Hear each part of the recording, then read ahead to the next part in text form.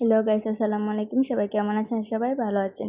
তো আজকে আমি সকাল সকাল চুলায় কড়াই বসিয়ে তাতে দিয়ে দিলেন তেল, তারপর দিয়ে দিলেন তেজপাতা, দারচিনি, এলাচ, লং, গোলমরিচ। তো এগুলো দেওয়ার পর দিয়ে দিলেন রসুন বাটাটা দেওয়ার পর এখন দিয়ে দিলেন পেঁয়াজ কুচি। তো রসুন আর পেঁয়াজ কুচিটাকে কিছু সময় ভাবে নাড়াচাড়া করে তারপর দিয়ে দিলেন আদা বাটা। তো আদা বাটাটা দেওয়ার পর এখন রসুন আর পেঁয়াজ আদাটাকে এভাবে কিছু সময় নাড়াচাড়াতে মজিয়ে নিয়ে তারপর দিয়ে দিলেন মশলা। তো মশলাতে আছে লবণ, হলুদ, মরিচ আর ধনিয়ার গুঁড়া। তো মশলাটাকে দিয়ে অল্প একটুখানি পানি দিয়ে মশলাটাকে ভালো করে কিছু সময় কষিয়ে তারপর দিয়ে দিলেন মাংস। তো মাংসটাকে এখন চারপাশ দিয়ে নেড়েচেড়ে মশলাটার সাথে মিক্স করে নিচ্ছেন। এখন মাংসর উপর নিচ ভিতরে একবারে মশলাটাকে ভালো করে লাগিয়ে দিচ্ছেন।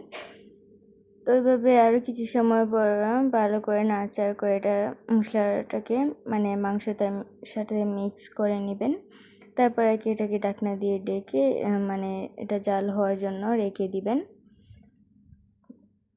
তো এখন ঢাকনা ছাড়াই রেখে দিয়েছেন কিছু সময় একটুখানি জাল হওয়ার জন্য, তারপর ঢাকনা দিয়ে দিবেন।